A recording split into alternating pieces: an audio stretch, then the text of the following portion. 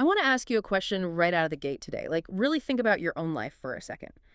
When was the last time a perfectly simple sentence made you feel, I don't know, something genuinely profound? Oh, that's a big question. Right, because I don't mean a grand cinematic speech, just a really quiet truth that completely stopped you in your tracks. Yeah, we are so conditioned to expect those massive, movie climaxes when it comes to expressing emotion. Exactly, the swelling Right, strings. the music swells, the protagonist is standing in the pouring rain, and they deliver this booming monologue.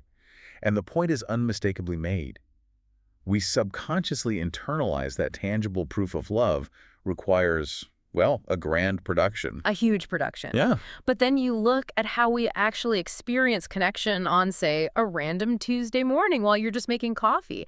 And that cinematic swelling music is completely absent. Completely absent, yeah. We're navigating an emotional landscape that is remarkably quiet. And honestly, that contrast is exactly why we are taking a major left turn for today's deep dive. We really are.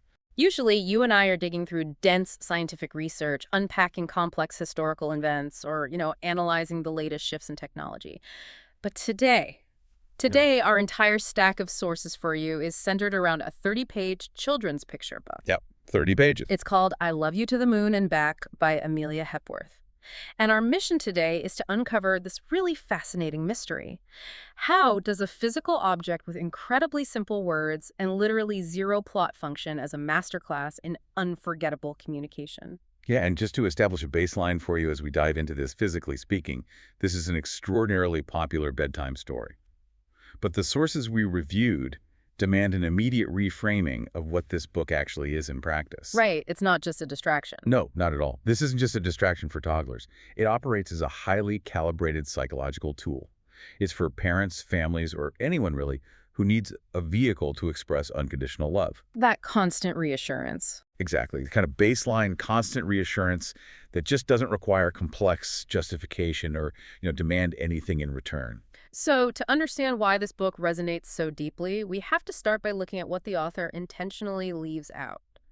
Usually, a story is defined by its narrative arc, right? The classic structure. You have a setup, an inciting incident, rising action, a climax, and then some sort of resolution.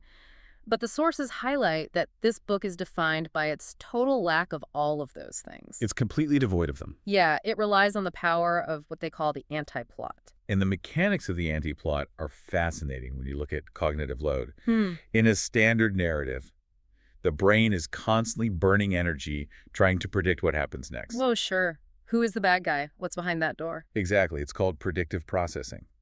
Your mind is constantly scanning for threats, tracking character motivations, and anticipating resolutions. It's an active, energetic state. And in this book, the sequence of events is literally just morning turning to night. I mean, you have these two characters, a big bear and a little bear. They spend their time They playing. go exploring. Right. They touch noses, they look at the stars, and they rest. That is the entirety of the content. There are no lost toys they have to search for. There are no moral lessons to learn about sharing. No villains. Absolutely no plot twists. But honestly, looking at that objectively, it sounds a little boring. I mean, on paper, sure. Without a plot or a conflict or a lesson, how does it keep anyone's attention? We live in an era where media engineered for kids is essentially a visual fireworks display. Oh, absolutely. It's overwhelming. It relies on high-speed edits, constant auditory stimulation, and rapid-fire conflict resolution just to keep them looking at the screen. So doesn't stripping away all that narrative tension risk totally losing the audience? Well, that assumption makes perfect sense given the media diet we're all accustomed to now. Our brains are hooked on these high stimulation loops. We need the dopamine. Right. However, the lack of drama here is the specific mechanism that allows the book to bypass the brain's analytical filters. Wait, really? The lack of drama is the mechanism. Yeah. Because there is no villain to defeat or complex puzzle to solve, the reader's cognitive demand drops dramatically. The brain doesn't have to engage the amygdala to anticipate danger or conflict. Because the amygdala is the threat detector. Exactly. Instead, that anti-plot signals ultimate safety, which allows the parasympathetic nervous system to finally take over. Oh, wow. So it's forcing you to stop anticipating the future and actually notice the present. Precisely. It redirects your attention to the texture of the everyday. By removing the narrative distractions, the book forces you to sit with the invisible moments. The invisible moments. I like that phrase. It shifts the entire definition of love from those cinematic, high-effort gestures we talked about earlier to quiet constancy. It touches on a core human truth that we often forget in our hyper-productive lives. Which is, That love actually lives in these small, easily overlooked rhythms. When you aren't distracted by a plot, you are given the psychological space to just exist with someone without an agenda. so it's treating the absence of drama as a feature, not a bug. Yes. Which means that if the book relies entirely on this everyday rhythm, the specific choices the author and illustrator make regarding characters and language, well, they have to carry a massive amount of emotional weight. They do. They're doing all the heavy lifting. Right, because if you don't have a plot driving the momentum, the margin for error in your design is basically zero. Think about it like an engine. When you remove moving parts from a machine, the remaining components have to be engineered flawlessly. They have to do double the work. And looking at the sources, the specific design choices are really striking. First, the characters aren't human. They are depicted as a large bear and a small cub. Yeah, the classic anthropomorphic animals. And the language itself is stripped down to incredibly short sentences with a very comforting, non-repetitive rhythm. But I hear that, and again, I feel like I need to push back on this. Okay, play devil's advocate. If you want a reader to feel a deep emotional connection, doesn't rating advice dictate that you need highly specific, detailed characters? Like, we want to know their quirks. Right, we want the backstory. We want to see their flaws. Yeah. If the characters aren't human and the sentences are basically entry-level vocabulary, doesn't that make the entire experience incredibly generic? It seems completely counterintuitive, I know. We usually crave specificity to build empathy. But dismantling that assumption is key to understanding the sheer utility of this book. Removing human specifics is actually a brilliant application of schema theory. Okay, you're going to have to unpack that for me. How does schema theory play into two bears in a children's book? Well, think of the characters less as individuals and more as an architectural blueprint. A blueprint, okay. If a book gives you a highly specific protagonist, let's say a human mother with red hair and glasses and a little boy with freckles. Got it, very detailed. Right. The reader's brain immediately categorizes that as a specific, external individual. It creates a subtle layer of cognitive friction. Anyone who doesn't fit that exact physical description is subconsciously aware that they are observing someone else's story. Oh, I see. It's a story about them, not a story about me. Exactly. But by using an anthropomorphized bear and a cub, the author bypasses that categorization filter entirely. It creates a universal blank slate. Because they have no specific human identity, there's no barrier to entry. The gap between the reader and the character just collapses. You don't see yourself in the physical attributes of the characters. You project yourself entirely into the relationship between them. Which is brilliant. It could be a mother and child reading the book, a father and child, an aunt, a grandfather, or really any two people who share a bond. The sources note this is a technique mastered in other beloved classics too, like Guess How Much I Love You. Oh, right, the hairs. Yeah. Absolute simplicity in character design functions as an emotional mirror.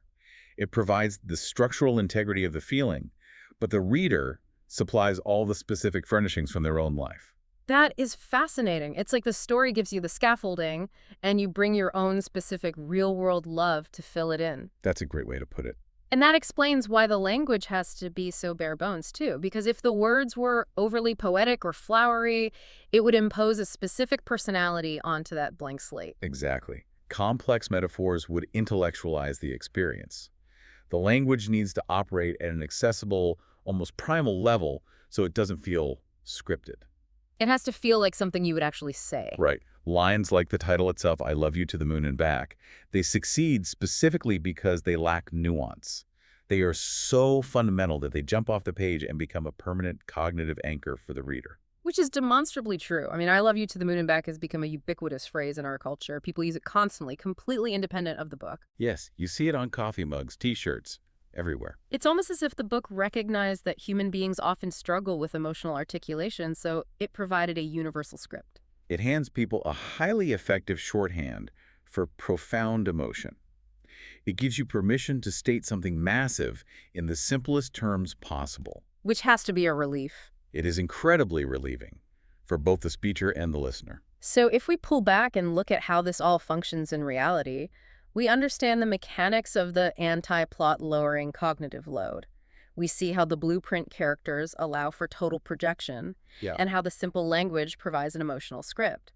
Let's look at how this physical object actually changes an environment when someone opens it. Well, the tactile sensory experience of the book is where the theory materializes into action. The sources emphasize the visual atmosphere created by the illustrator. The colors, the shapes. Yeah, the color palettes are very soft, utilizing deep blues and warm yellows. The illustrations are deliberately devoid of sharp angles or chaotic compositions. They don't compete with the text for your brain's processing power. They visually mimic the feeling of a lowered heart rate. Which ties directly to a psychological need that goes way beyond childhood development. The underlying goal of this book, according to the sources, is to provide physical and emotional reassurance. Unconditional reassurance. And I want to frame this for you, the listener, in the context of the environment we are constantly navigating today. I mean, we operate in a society that fetishizes speed and optimization. To a toxic degree. Right. We consume deep dives at 1.5x speed. We skim dense articles to find bullet points. We are bombarded by digital noise, notifications, and microstressors from the literal moment we wake up. It's exhausting. It is. So my theory reading through these sources is that this book serves as the ultimate piece of anti-efficiency technology. Anti-efficiency technology. Mm. That is a highly accurate way to categorize it. It actively resists optimization. Think about it. You literally cannot speed read a bedtime story. No, you can't. If you try to rush through the phrasing of "I love you to the moon and back" just to save time, the entire mechanism falls apart.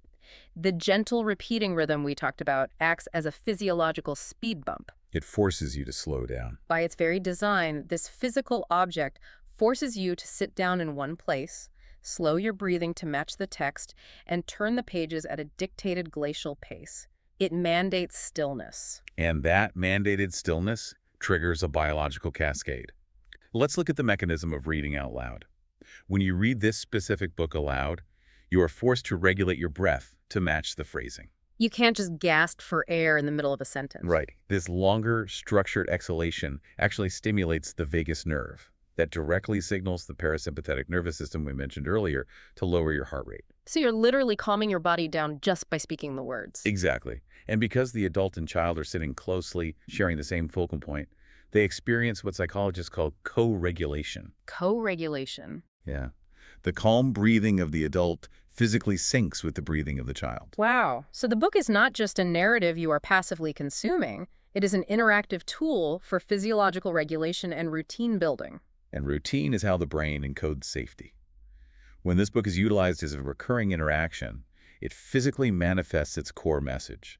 It moves love from an abstract concept to a proven reality. Because you're physically proving it. Yes, the physical act of stopping your day, sacrificing your momentum, sitting next to someone, and reading these simple words aloud provides undeniable proof of the message. It says, "My love for you is constant enough to stop my world for a few minutes. I am present. This is enough." You are actively giving them your undivided, unoptimized time, which is arguably the absolute rarest currency we possess right now. It really is. And the consistency of that action is what actually builds resilience and trust. It creates a predictable neural pathway of safety. We know from neurobiology that these constructed, repetitive moments of stillness are exactly what forge deep, long-lasting memory encoding. And the truly remarkable aspect of this dynamic is that the psychological reassurance isn't a one-way street directed solely at the child. Right, the adult reading it is getting the exact same biological and emotional benefits. Absolutely. The adult is also stepping off the treadmill of that high-stress, hyper-efficient world. They're being forced to emotionally regulate. They need that vagus nerve stimulation, too. More than ever, the simple rhythmic words wash over both the reader and the listener, anchoring both of them in a shared moment of absolute certainty. It strips away the complexities of modern adult life and returns them to a fundamental baseline of connection. It is genuinely incredible to realize that a 30-page board book about two bears can execute that level of psychological heavy lifting. It's deceptive simplicity. It really is. It completely forces you to reevaluate what actually constitutes, quote-unquote, good communication. We put an immense amount of pressure on ourselves and our relationships to be profound, to be wholly original, to make sure the way we express our feelings is totally unique and nuanced. Oh, constant pressure. But the research and mechanics we've unpacked today point to the exact opposite conclusion. We often confuse complexity with depth, but cognitive science shows us that simplicity is undeniably the most effective way to communicate a concept as vast as unconditional love, because it removes the cognitive friction required to process it. Right. It bypasses the analytical brain and speaks directly to the nervous system. So, to synthesize this deep dive for you today, I Love You to the Moon and Back demonstrates that profound emotional resonance simply does not require a grand production. Not at all. Through its deliberate use of the anti-plot to lower cognitive load, its brilliant use of blueprint characters to invite universal projection, and its ability to mandate physiological stillness, it offers a masterclass in effective connection. It really is a masterclass. It bypasses the exhausting fireworks displays of modern communication and provides the steady, undeniable warmth of a hearth fire. It effectively silences the noise of the outside world, so the actual message can finally be processed and felt. And the real value of understanding these mechanics isn't just treating them as an interesting abstract concept. The value is in the application. So, here is our call to action for you today. Listen closely. Get your hands on this book, or a book just like it, and actually read it out loud. Do not just skim the words in your head. No, read it out loud. Share it with someone who matters to you, whether that's a child in your life, a partner, or a family member. Allow those incredibly simple words to dictate your breathing and create a tangible physical moment of co-regulation in your day. Utilize it as your own anti-efficiency technology. And as we conclude today's deep dive, there is one final lingering question we want you to ponder on your own time. We started this discussion by examining the cinematic, highly produced gestures we often expect when trying to communicate our feelings. The booming monologues in the rain. Exactly. But if the psychological mechanisms we explored today prove that the most unforgettable, enduring reassurance actually stems from the absolute simplest words and the quietest, most predictable moments. What complex explanations or elaborate gestures are you currently over-engineering in your own adult relationships? That is the real takeaway right there. Look closely at your interactions today. Where are you expending massive amounts of energy trying to build a dazzling fireworks display when all the other person really needs is the undeniable consistency of a steady fire? Challenge yourself to find your own simple, unadorned truth today. Stop over-explaining your presence. Stop overcomplicating your communication and just allow the quietest moments to do the heavy lifting.